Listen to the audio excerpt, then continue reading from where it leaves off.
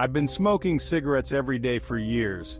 Before you judge me, let me just say that I recently started seeing a therapist for my nicotine addiction. Unfortunately, it hasn't helped much. The only thing worse than my nicotine addiction is my sleep schedule. I don't know what it is. I find myself staying up hours past midnight and rarely getting out of bed before noon. While I'm trying to fix these parts of my life, they're extremely relevant to what I'm about to tell you. It all began a few months ago. I was standing on my balcony, as I do most nights, smoking a cigarette. I live in a really secluded neighborhood. It's not like the houses around here are right next to each other. Despite this, I have a neighbor whose fence I can see over if I'm standing on my balcony. I'm not nosy or anything, but this particular night I found myself looking into his yard. I had never met the guy, but I assumed he lived alone since there was only ever a navy blue BMW parked in his driveway, but not this night. No, this night there was a black van I'd never seen before sitting in front of his house. I didn't make much of it, just noting the coincidence to myself. The next night, though, I made a point to pay attention to his yard, and the same black van was parked there again. I didn't assume something sinister was going on. I was more intrigued than anything. The following morning I went up to my balcony and looked into his yard. The van was gone for the remainder of the week. I made a game out of observing the van at night, theorizing its purpose. I said I wasn't nosy, but I sure am obsessive. It's actually the main reason most of my friends drifted out of my life. I wasn't going to do more than observe, though. It wasn't my business or place to poke around further. That is until one night when I saw something that completely changed my perspective on the situation. I was up later than usual. It was maybe 5 in the morning. The van was there, as it had been for the past several nights. I was smoking my last cigarette when my neighbor actually walked outside, something I hadn't seen yet. I watched as he made his way to the van, carrying what appeared to be a long black bag. It almost looked like a set of golf clubs, only much heavier. After opening the van's sliding door, he delicately placed the bag inside. He promptly got into the driver's seat and sped off. I was dumbfounded. I had absolutely no idea what he could have been carrying. I was exhausted though, so I figured I'd think about it more the next morning. When the next day came, I decided to go out to my balcony a little earlier and wait for the van to arrive at his house. I brought my laptop up there so I could get some work done while I waited. It was around 10 p.m. and the van wasn't in the driveway, but around 1 a.m. the van pulled in. I quickly shut my laptop and watched. Nothing happened for a good several minutes. The van just sat there, engine running and all. After about 5 minutes, the driver's door opened and there he was. I watched as he went around to the side of the van, slid the door open, and pulled out the same bag he had put in the night before. He seemed to be struggling this time, visibly trying not to crack under the weight of whatever was in there. After waddling a few slow steps, both he and the bag disappeared into his house. I didn't know what to think. I thought about waiting there until 5 a.m. again, but that would be far too taxing on my brain. Something was definitely wrong though, and I was determined to find out what. The next morning I flipped a coin and ultimately decided to follow his van when he pulled out that night. After a pretty unproductive day, I went up to my balcony around 4 a.m. and waited, cigarette in hand. As soon as I saw movement in his driveway, I rushed downstairs, grabbed my keys, and got in my car. I turned my headlights off and waited for the van to turn onto the main road. Once it did, I began tailing it. After 20 minutes of driving, he pulled onto a dirt path that looked like it led into the woods. It did. I followed, and the woods actually started thinning a bit. It seemed like this path had once been a main road or something. We drove for another few minutes before I realized what his destination was. There was a deserted gas station, literally tucked away in some clearing in the woods. Right in front of it was the BMW I'd always seen parked in his driveway. Fear crept in as I realized I was getting too close, so I turned my car around and parked across the street from the dirt road. I must have waited there an hour. His BMW finally pulled out of the clearing, and nervously I started driving back up the path, unsure of what I'd find. I pulled over on the side of the road and started walking toward the gas station. It was eerie. The front door was locked. I walked around to the side. That was locked as well. So was the back door. I needed to know what was inside. There was a row of windows that I tried to open, but none of them would budge. Against my better judgment, I picked up a rock and slammed it into one of the windows. It shattered pretty easily, but there must have been a security system in that place because alarm bells started blaring. I sprinted back to my car, the adrenaline pumping through my veins, the whole time wondering why an abandoned gas station would be rigged with an alarm system. As I sped out of there, I called 911 and gave them a vague description before hanging up. I got back to my house and ran inside, my heart still racing. The next morning I woke up hoping the whole thing had blown over. Boy, was I wrong. I went up to my balcony to see 8 police cars in my neighbor's driveway, lights flashing and everything. I watched as an officer escorted my neighbor out of his house in handcuffs. One by one the police cars drove away, and I was left with my imagination running wild. I lit a cigarette and stood there, finally alone with my thoughts. I've asked the police for details on several occasions, but they would never answer my questions. I've even tried driving back up to that gas station, but the whole road had been blocked off. Maybe one day I'll work up the courage to walk through the woods and go looking for answers. But for now, the questions hang heavy in the air, unanswered, like smoke curling from my cigarette into the night. I'm not somebody who grew up with any kind of sleep disorder such as sleep paralysis or night terrors.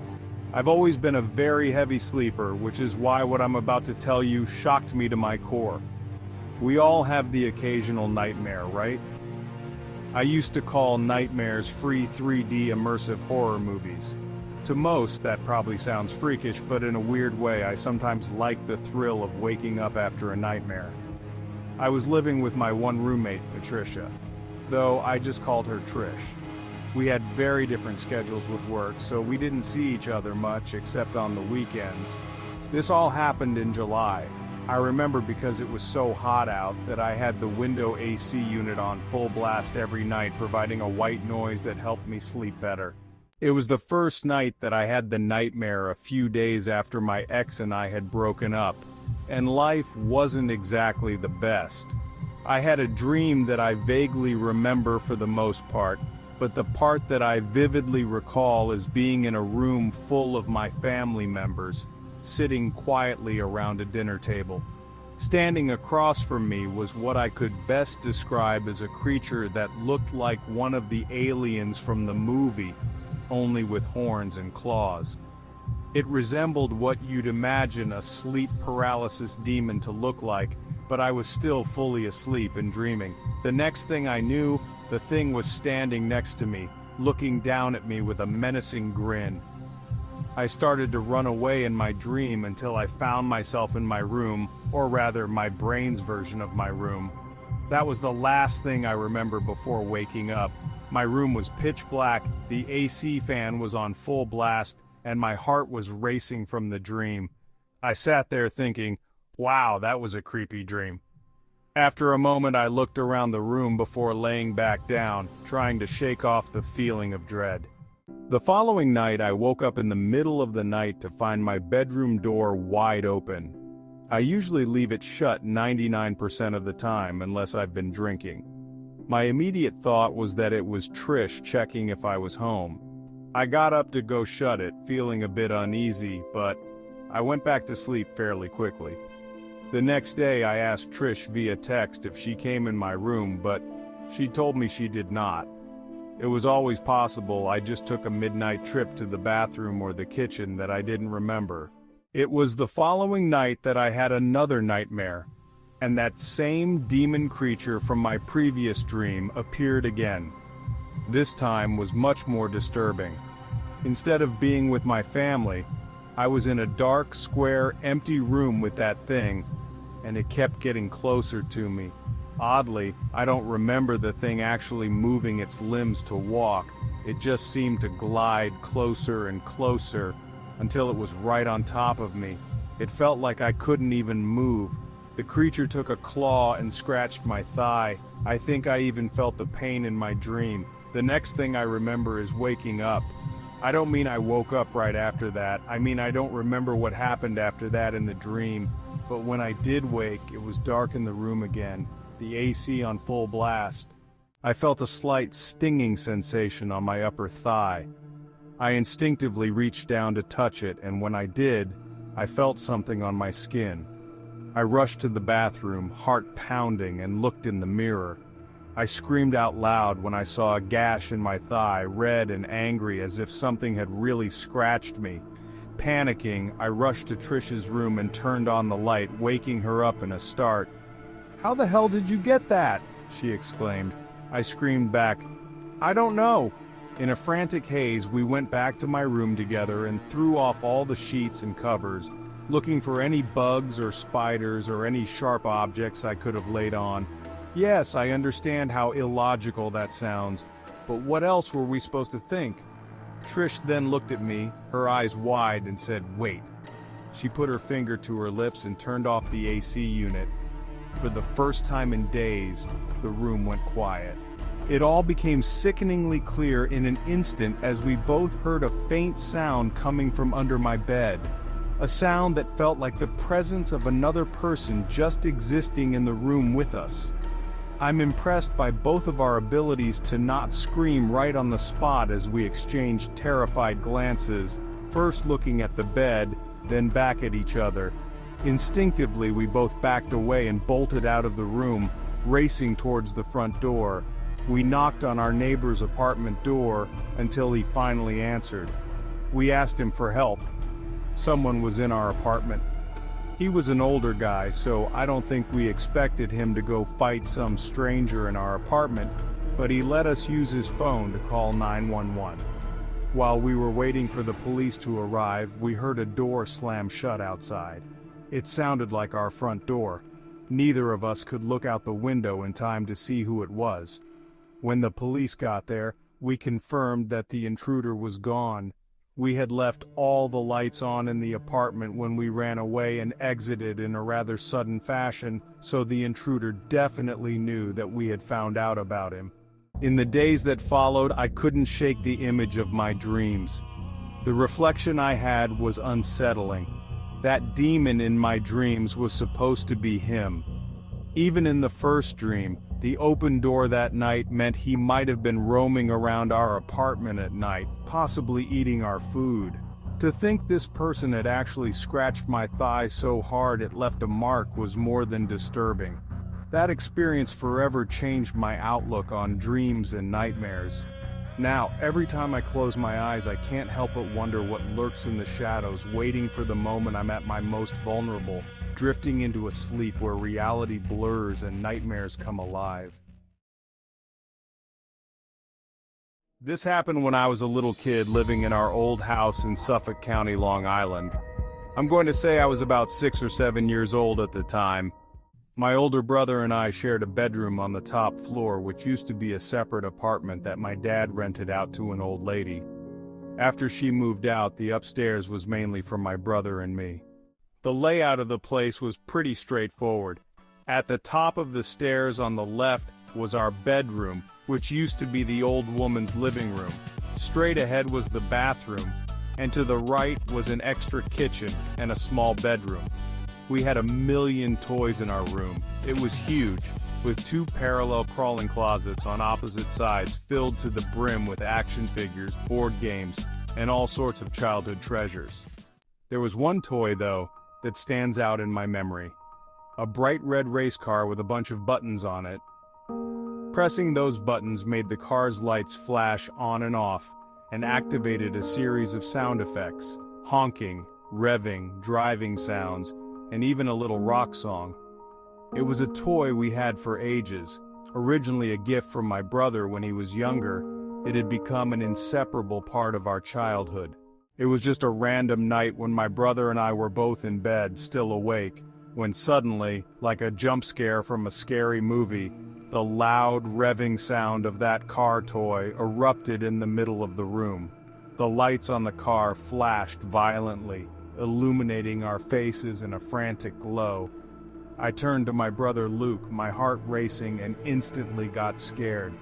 "Did you do that?" I accused him, my voice trembling. He was laughing hysterically, insisting he didn't touch it. I was terrified, a little kid caught in a whirlwind of confusion and fear. Just as quickly as it started, the toy went quiet. The silence that followed was unsettling, and my heart pounded in my chest. I remember feeling a chill run down my spine, but nevertheless, time marched on, and exhaustion finally claimed me as I fell asleep. It wasn't long until something else happened. One night, when Luke and I were once again in bed, we heard a strange thud echo in the room. Luke, ever the jokester, insisted on trying to creep me out, claiming there was a ghost lurking in the shadows. "Shut up!" I shouted, terrified that if I let him keep talking, I'd never get to sleep.